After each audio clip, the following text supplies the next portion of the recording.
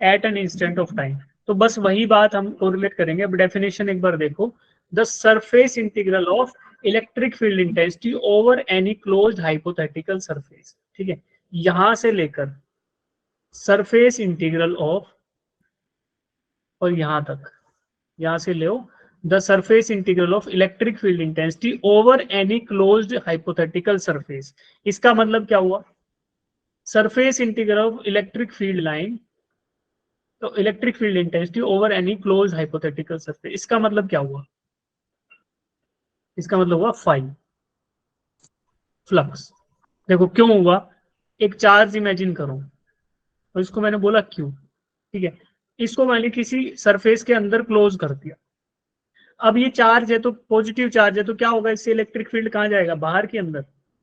Outside, बाहर जाएगा, outside जाएगा। तो मैं ड्रॉ कर दूं इलेक्ट्रिक फील्ड। देखो इलेक्ट्रिक फील्ड ये होगा। अब देखो एक सरफेस है जिसके थ्रू ये इलेक्ट्रिक फील्ड पास कर रहा है, ठीक है, वो सरफेस आपको दिख रहा है जिसको ये क्रॉस कर रहा है। और डेफिनेशन इमेजिन करना इलेक्ट्रिक फ्लक्स की, वो क्या बोलती है, number of electric field line passing through a given area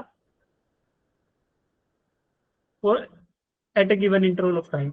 तो टाइम को भूल जाओ, ये देखो number of field line passing through a area. Area क्या है बच्चों? ये सरफेस है ना, ये अभी हमने इक्विपोटेंशियल सरफेस भी देखे थे। तो एक पॉइंट चार्ज के लिए मान लो ये स्फीयर है, ये है ना, स्फीयर का एरिया है, स्फीयर का एरिया है। अब इस स्फीयर से नंबर ऑफ फील्ड लाइन जो पास करेंगे वही क्या डिफाइन कर रही है, फ्लक्स। भाई अगर थ्रू अ गिवन एरिया की बात करें और वो गिवन एरिया में बोलता हूँ दिस स्फेरिकल एरिया, तो इससे जितनी भी लाइनें पास करेंगी वो क्या बताएंगी, इलेक्ट्रिक फ्लक्स को। अब इसी को सोचो, surface integral of electric field intensity over any closed surface. तो क्लोज सरफेस है कि नहीं है, स्फेरिकल सरफेस क्लोज होता है कि नहीं होता? यस सर, क्लोज होता है। तो इस क्लोज सरफेस के थ्रू जितनी भी इलेक्ट्रिक फील्ड लाई जा रही है उन सब का इंटीग्रल कर लो, मतलब उन सबको जोड़ लो। तो क्या मिल गया, टोटल फ्लक्स की वैल्यू मिल गई। भाई टोटल कितना निकलेगा, जितना अवेलेबल है, जितना चार्ज क्यू से निकल रहा है वो सारा का सारा इस स्फेरिकल एरिया से पास करेगा कि नहीं करेगा, क्योंकि चार्ज स्फीयर के अंदर रखा हुआ है, चार्ज स्फीयर के अंदर रखा हुआ है। तो जितना भी इलेक्ट्रिक फील्ड इस चार्ज क्यू से निकलेगा उसको सारे के सारे को एरिया, स्फेरिकल एरिया से पास करना पड़ेगा, और कोई तरीका उसका बाहर जाने का है नहीं। तो दैट मीन्स जो surface integral over this spherical area या फिर over this closed spherical area is nothing but total flux, है ना, उसी को बोल दिया फाई। अब देखो surface integral of electric field intensity over any close surface area, ये तो है फाई। और phi in free space is equal to 1 upon epsilon naught time the net charge. तो क्या बोल रहा है, phi in free space is equal to 1 upon epsilon naught times the charge enclose in the surface. तो मेरा surface था उसके अंदर चार्ज कितना था, क्यू था, है ना, और फ्लक्स क्या है, फाई। तो phi is equal to 1 upon epsilon naught times Q. तो यही बात इसने इतनी बड़ी अंग्रेजी में बोल दी कि surface integral of electric field intensity over any close hypothetical surface, जिसको हम फाई बोलते हैं। ये तो हमने फाई की डेफिनेशन पढ़ी है। क्यों? क्योंकि फाई भी तो ये बोलता था कि number of field line passing through a given area. तो यही ये भी वही बात कर रहा है कि number of field line passing through a given area is in free space is equal to 1 upon epsilon naught times total charge enclosed by that surface। अब उस सरफेस का एक स्पेशल नाम रखते हैं गॉसियन सरफेस। क्यों? क्योंकि एक हाइपोथेटिकल सरफेस होता है। हाइपोथेटिकल का मतलब कोई बताएगा क्या होता है? इमेजिनरी, जिसे हम प्रूव नहीं कर सकते पर मान सकते हैं। माना हुआ बोल लो या इमेजिनरी बोल लो, जिसको हम एज्यूम करके चलते हैं कि एक्चुअल में नहीं है, बट फॉर द सिंपलिसिटी हम सोच के चलते हैं कि अगर ऐसा ऐसा सरफेस एरिया होता तो वो कैसे बिहेव कर, उसी को बोलते हैं, मान के चलते हैं ताकि हम क्वेश्चंस को सोल्व कर पाए, ताकि हम अजम्पशन के थ्रू क्वेश्चन को सोल्व कर पाए। जैसे कि सिंपल है यार, वैसा ही है जैसा हम पहले ज्योमेट्रिकल कंस्ट्रक्शन से नहीं करते थे कि एक एक्स्ट्रा लाइन ड्रॉ कर लिया, फिर ये प्रूव कर दिया ये बराबर है, ये बराबर है, तो दोनों ट्रायंगल सिमिलर हो गए, तो ये सब होगा। है ना, वो सारी कहानी हम लोग करते हैं ज्योमेट्रिकल कंस्ट्रक्शन, वैसा ही है, एज्यूम करते चलो। तो गॉसियन सरफेस भी एक ज्योमेट्रिकल अजम्पशन है, हमने एज्यूम किया कि अगर स्फीयरिकल ये स्फेरिकल इधर सरफेस होता तो उससे सारी की सारी लाइनें पास करती, that is what is electric flux का अजम्पशन, और उसी को बोलते हैं ये जो अज्यूम्ड सरफेस था स्फेरिकल, उसी को बोला एक पॉइंट चार्ज के लिए अगर आपको एक सरफेस इमेजिन करना पड़े तो जाहिर सी बात है आप एक स्फीयर इमेजिन करोगे, और उसी स्फीयर को बोलेंगे हाइपोथेटिकल सरफेस, और उसी हाइपोथेटिकल सरफेस का नाम होता है गॉसियन सरफेस। क्यों? क्योंकि आप उसको अज्यूम करके गॉस लॉ का एप्लीकेशन देख रहे हो, गॉस लॉ के थ्रू कुछ चीजें फाइंड आउट करना चाह रहे हो। तो Gauss law is nothing but phi is equal to Q by epsilon, यही बात है गॉस लॉ की। तो अब देखो एक बार इसको देख लेते हैं कि एक्चुअल में थोड़ा सलीके से लिखे तो क्या लिखेंगे। Phi is equal to Q by epsilon, तो वही बात को अगर आपको मल्टीपल उसके लिए लिखना है, मल्टीपल चार्जेस के लिए, भाई एक ये स्फीयर था, उसके अंदर एक Q1 था, फिर Q2 था, फिर Q3 था, फिर Q4 था, तो ये सारे के सारे charges they were present inside this sphere. तो अगर if I want to find out total flux through this sphere, तो क्या होगा बच्चों, देखो Q1 की तरफ से जाएगा कुछ कुछ बाहर, ऐसे जाएगा कि नहीं जाएगा? Yes sir. Q1 की वजह से इलेक्ट्रिक फ्लक्स सभी डायरेक्शंस में जा रहा होगा। सिमिलरली Q2 की वजह से जाएगा, सिमिलरली Q2 है, मेरा चार्ज Q2 है, Q3 इसकी वजह से जाएगा हर डायरेक्शन में।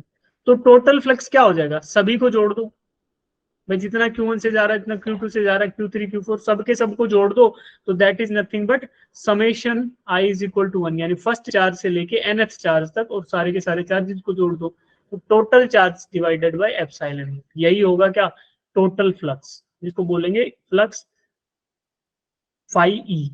ठीक है, हमने इसको ले लिया कि टोटल इलेक्ट्रिक फील्ड की वजह से जो आ रहा है वो उसको फाई ई ले लिया, that will be nothing but surface integral, ऐसा इंटीग्रल, ये जो सांप का निशान होता है और उस पर ये गोला मार के ऐसे लिख दिया जाए, इसका मतलब ये सरफेस के ऊपर इंटीग्रेट कर रहे हो। सरफेस का मतलब कि इस सरफेस से कितना पानी या जितना ये फ्लक्स ऑफ इलेक्ट्रिक फील्ड हो रहा है, दैट इज वो हमें कैलकुलेट करना है, that has to be found out.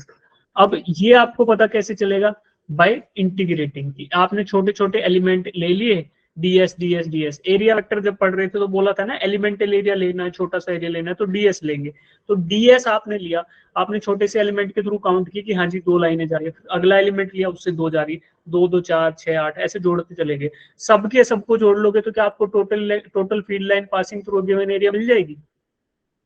Yes sir. भाई गिवन एरिया मेरे लिए क्या है, गिवन एरिया स्फीयर है जो मैंने इमेजिन किया, उस गिवन एरिया से I want to find out total field line passing through.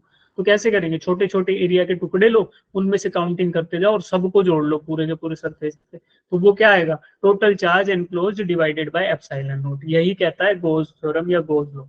आगे बढ़े, अब प्रूफ देखो, प्रूफ कैसे मिलेगा, चलो बात तो मान ली सर, लेकिन प्रूफ कैसे कर सकते हैं, तो देखो पॉइंट चार्ज के लिए प्रूव करेंगे इसको।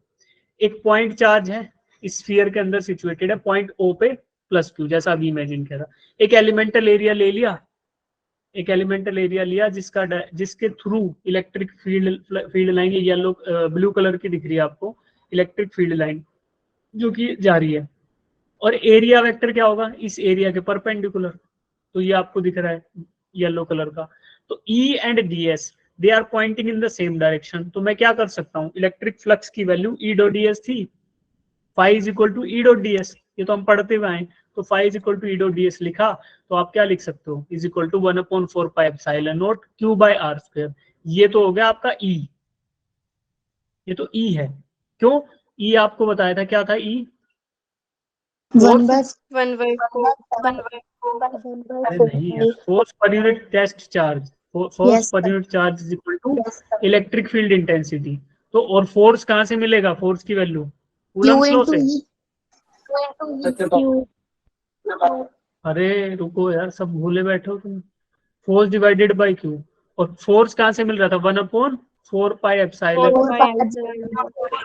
Q1 आर स्क्वायर, इसको Q1 से तो किसी भी चार्ज Q से डिवाइड कर लो, तो एक चार्ज हट जाएगा, खाली क्या बचेगा, एक चार्ज, यानी कि 1/4 pi epsilon Q by R square, ये आपको E मिल गया, और ds एज इट इज लिख दिया।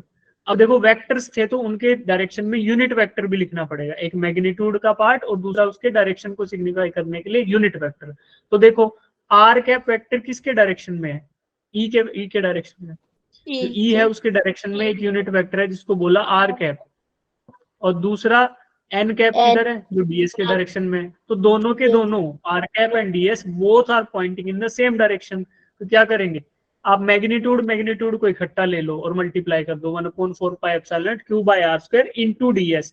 तो डीएस एक मैग्नीट्यूड था, एरिया का मैग्नीट्यूड। जब मैं आपको एरिया वेक्टर पढ़ा रहा था तो बोला था कि area vector has two things, one is the magnitude of area, मान लो डीएस है छोटा सा एरिया, और दूसरा उसका एन कैप डायरेक्शन। तो डायरेक्शन और ये दोनों मिलकर बन रहे थे एरिया वेक्टर।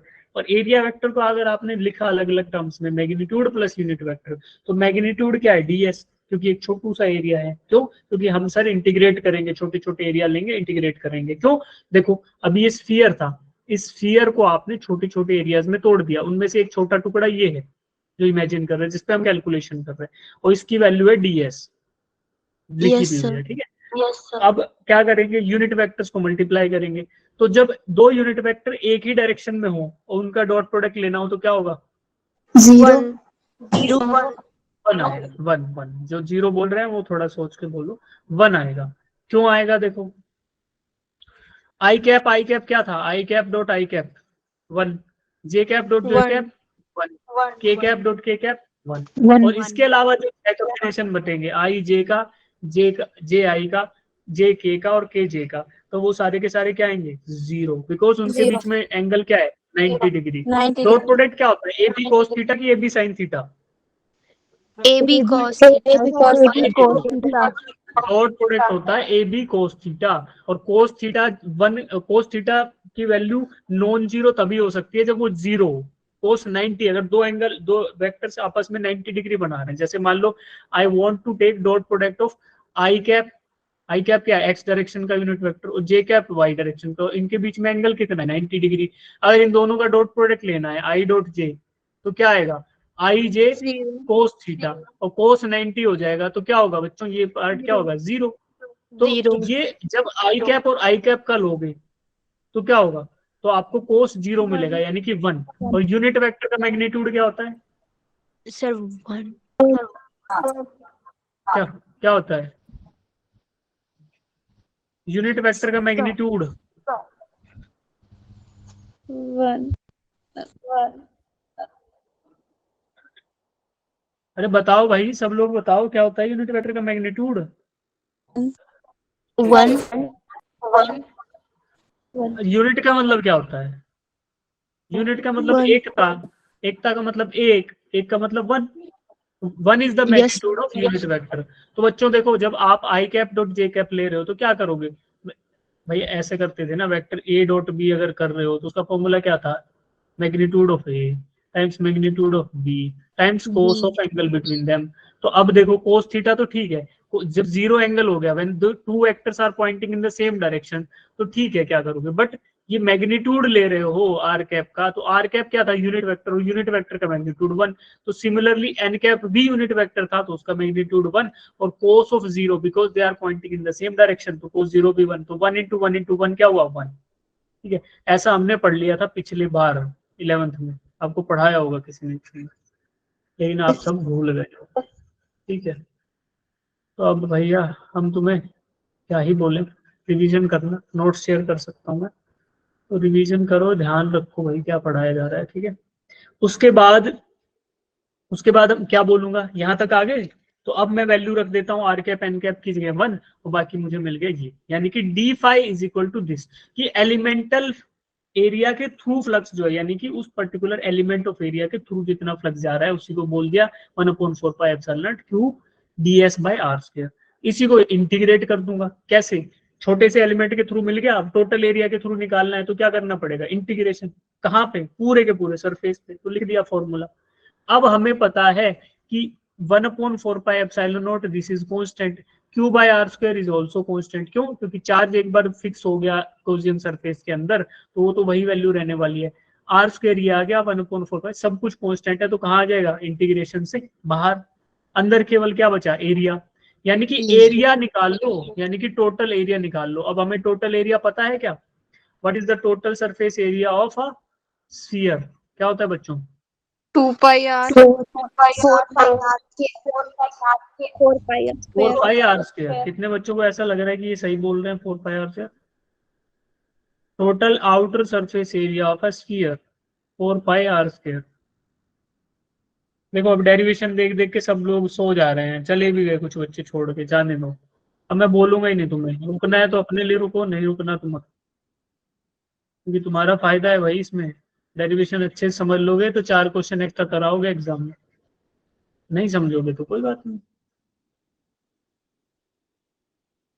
ठीक है, तो बच्चे ऐसे ड्रॉप करने लग जाते हैं जैसे कि पता नहीं क्या स्टार्ट कर दिया है, और ये गारंटी है इतने अच्छे से आपको कोई समझा नहीं सकता ये चीज।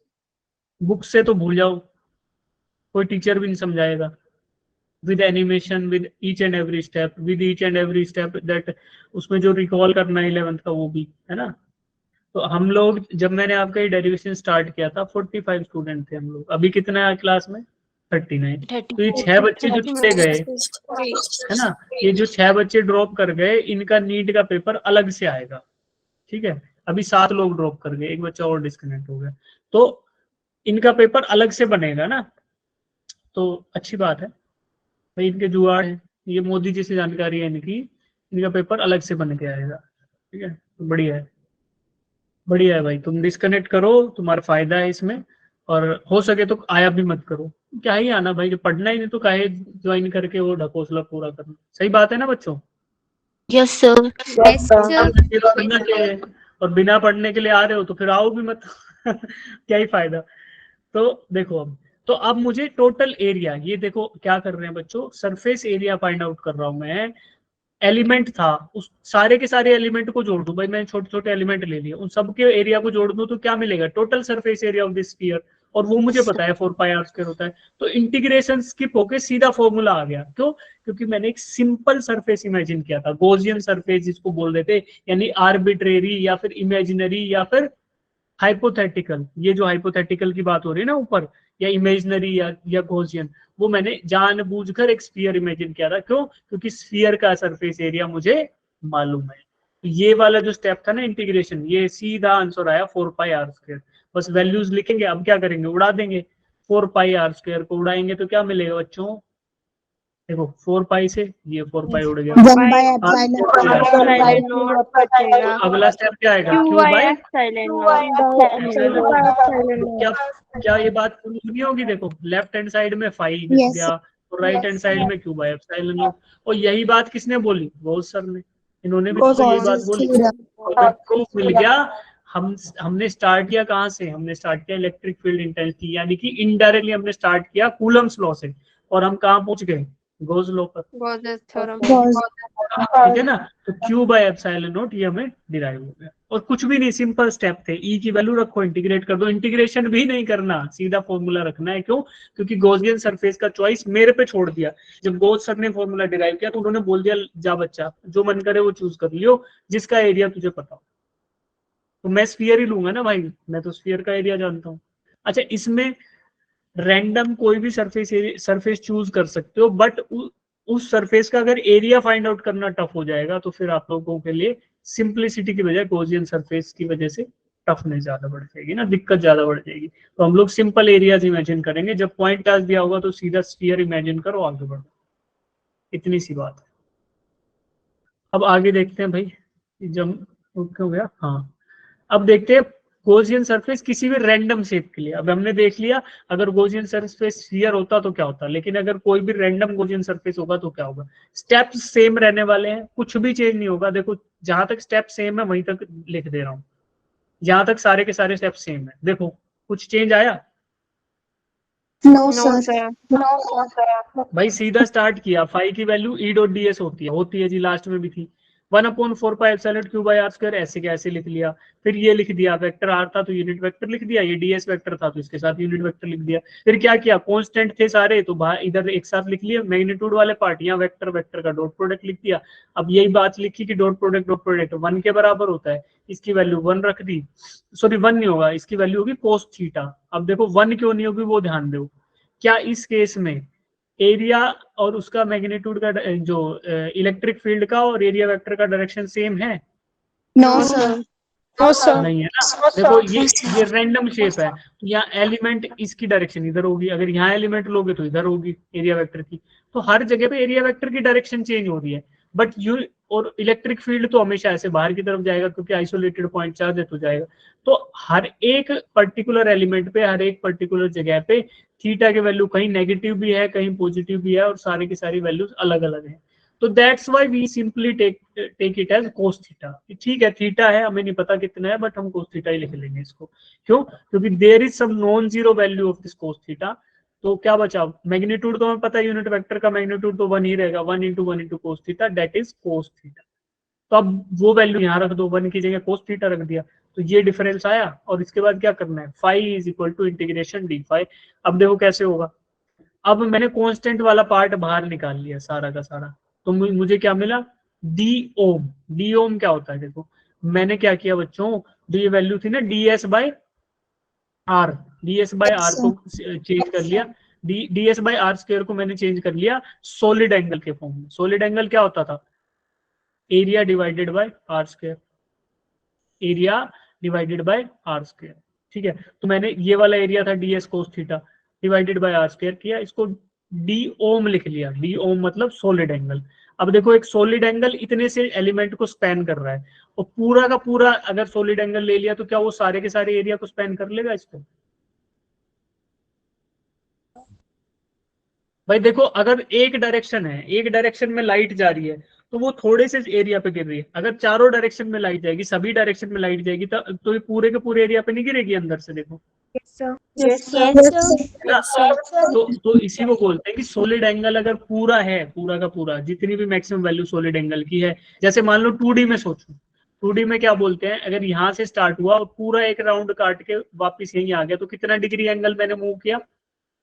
360 डिग्री। 360 डिग्री, या फिर 2 पाई रेडियन।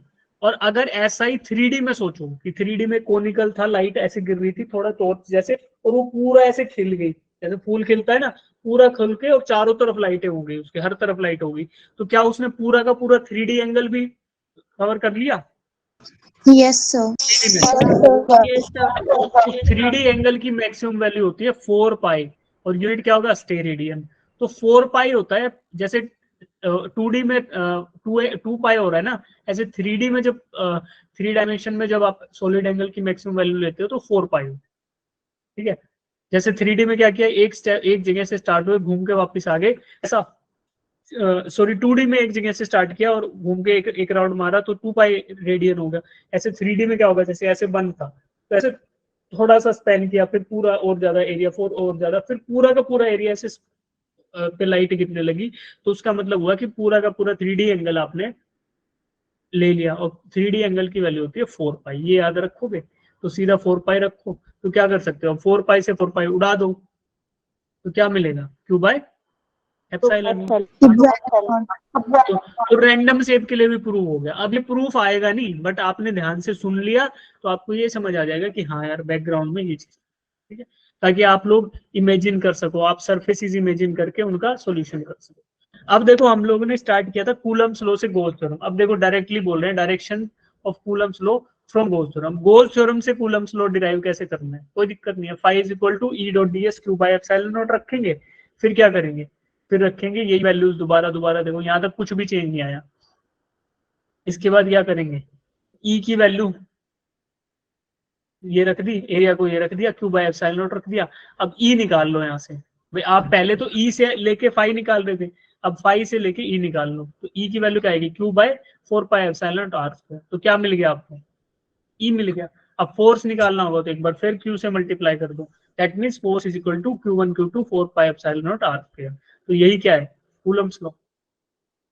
तो we have approached Coulomb's law from Gauss law. तो यही है जो अब तक किया था, गॉस लॉ, कूलम्स लॉ से गॉस लॉ, अब गॉस लॉ से कूलम्स लॉ आना है तो ऐसे कर लो, कुछ नहीं करना, वैल्यूज रख दो, ई की वैल्यू निकाल लो। तो ये भी हो सकता है, ये आएगा नहीं बट आपको पता होना चाहिए कि ऐसा होता है, ताकि अगर इंटरमीडिएट स्टेप या इससे कुछ लिंक्ड कोई क्वेश्चन पूछ ले तो आप बता पाओ। डाउट है तो पूछो बच्चों। अब 2-3 चीजें बता दी आपको, जिनको डाउट है, कुछ समझ नहीं आया, कुछ स्टेप समझ नहीं आया, तो हैंड रेज करो और पूछ लो।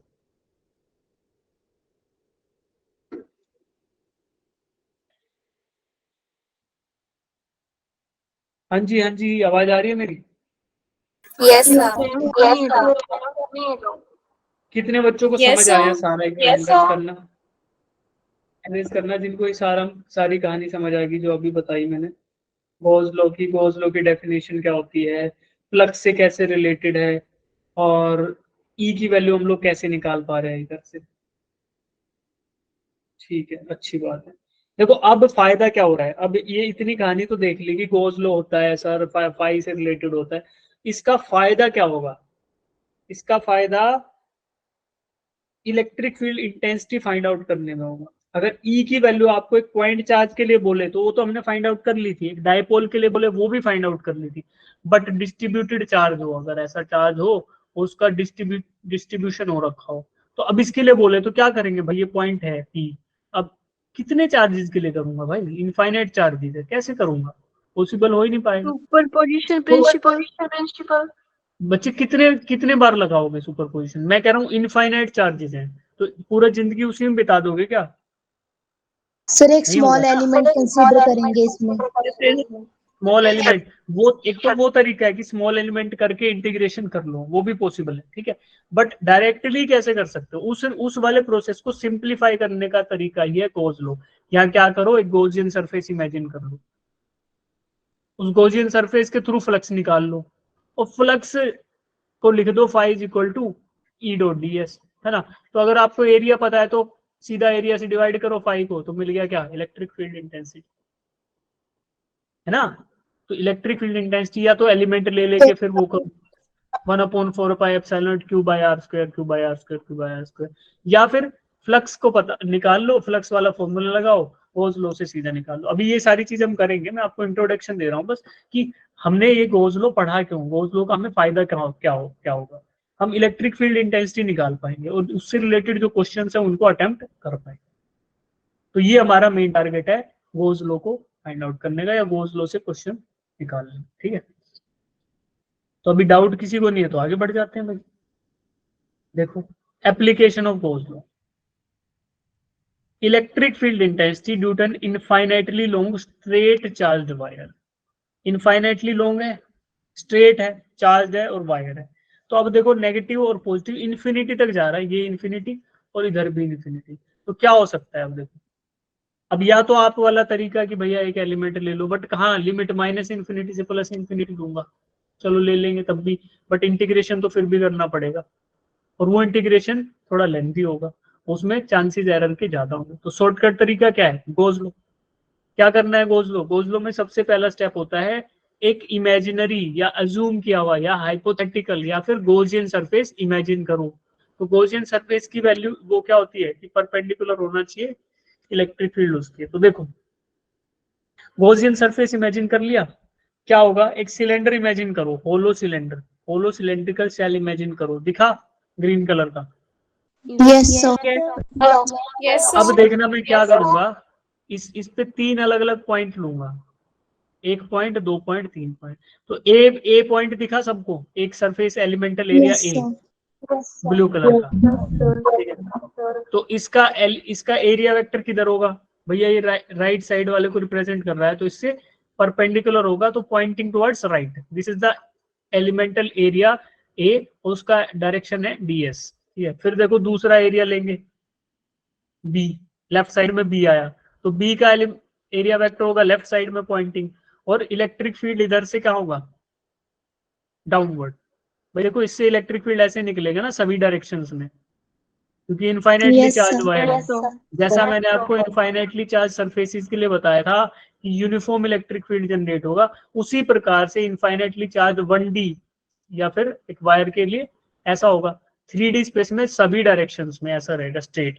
तो अब देखो आपको डायरेक्शन इधर बी की तरफ डायरेक्शन देख रहे हो तो डाउनवर्ड दिख रही है ई की डायरेक्शन, और ए पे भी डाउनवर्ड ई है, और थर्ड ले रहा हूँ एलिमेंटल एरिया सी पे, यानी कि कर्व सरफेस पे, जो ये सिलेंड्रिकल ग्रीन कलर का सिलेंडर है इसके कर्व सरफेस पे थर्ड एरिया ले रहा हूँ मैं सी, ठीक है। अब क्या करेंगे, सी के ऊपर डायरेक्शन इलेक्ट्रिक फील्ड की क्या होगी?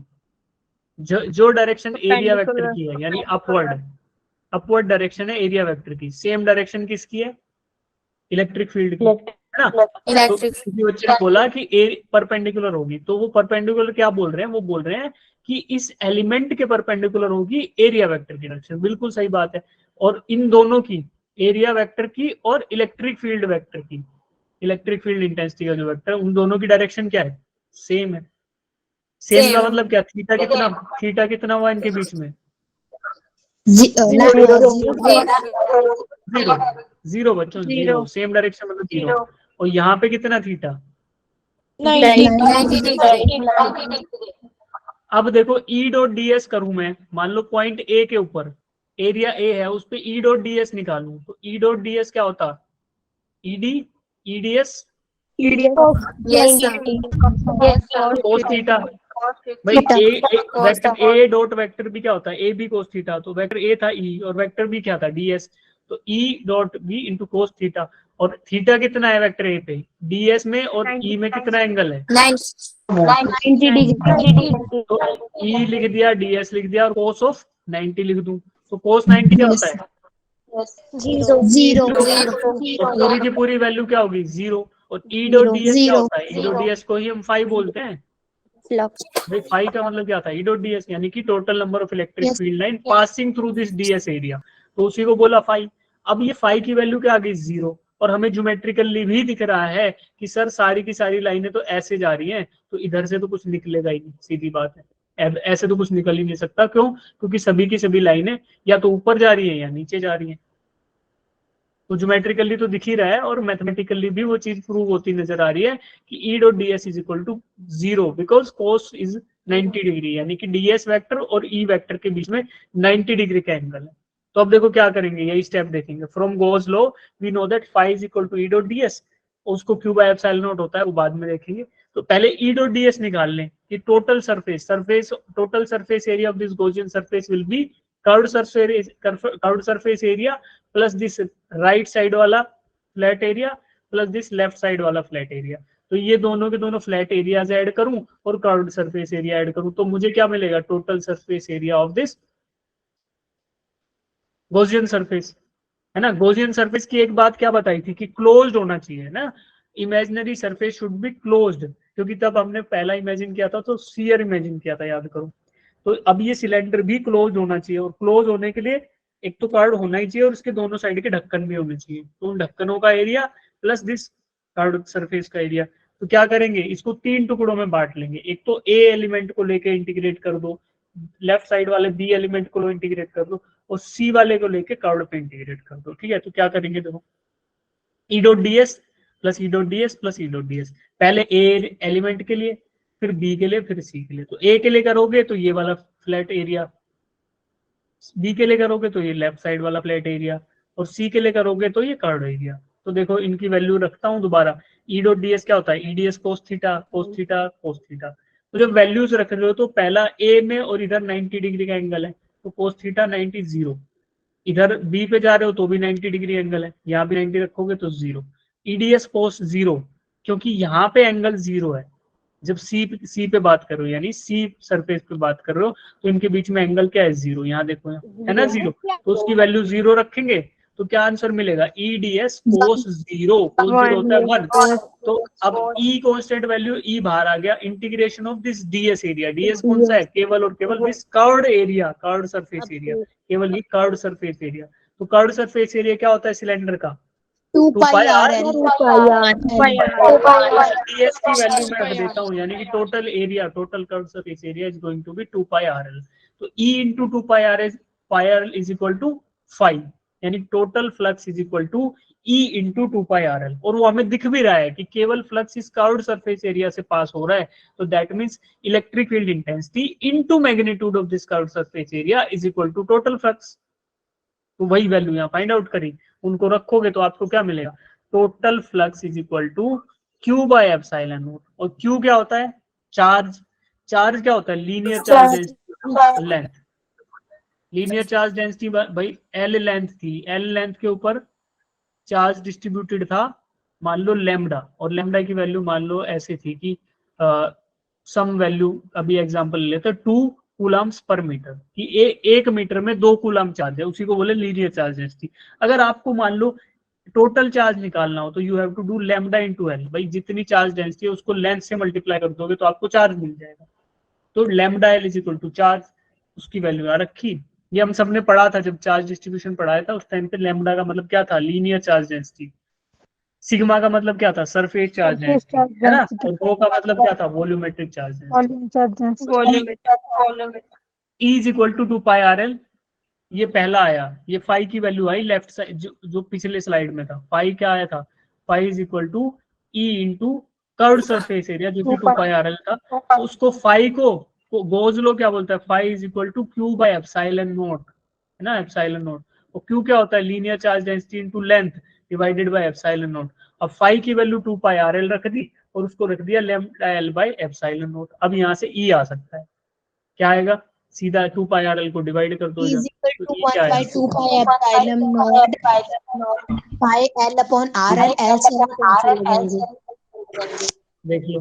तो अब क्या हुआ, हम लोगों ने बिना इंटीग्रेशन किए, बिना ज्यादा दुखी हुए E की वैल्यू निकाल पाए, just because of Gauss law. अगर आप इंटीग्रेट करोगे ना एलिमेंट से तो भी यही वैल्यू आएगी। तो गॉस लॉ हेल्पफुल हुआ ना, तो हमारे लिए नीट वालों के लिए तो बहुत ज्यादा हो गया। क्यों, क्योंकि हमें इंटीग्रेशन में थोड़ा सभी का हाथ टाइट है, तो हम लोगों के लिए थोड़ा आसान हो गया। अगर हमें ज्योमेट्रिकल फॉर्मूलाज याद हो कि कौन से गॉसियन सरफेस का कर्व्ड सरफेस एरिया क्या होता है, फ्लैट क्या होता है, तो हम लोग इसका इस्तेमाल करके मैक्सिमम केसेस में इलेक्ट्रिक फील्ड इंटेंसिटी की वैल्यू निकाल सकते हैं। ठीक है, दिस इज, इसी को वेक्टर फॉर्म में लिखो तो हो गया। तो यहाँ पे हम आज की क्लास को करते हैं खत्म, बाकी पढ़ाएंगे अगली क्लास में। और जो बच्चे छोड़ गए उनका हो गया नुकसान, क्योंकि मैंने क्या बोला था कि after class we will be doing something that is important, है ना, क्विज के लिए। अब जो बच्चे सियाने बन के निकल गए वो मेरे पर मैसेज भेजेंगे कि सर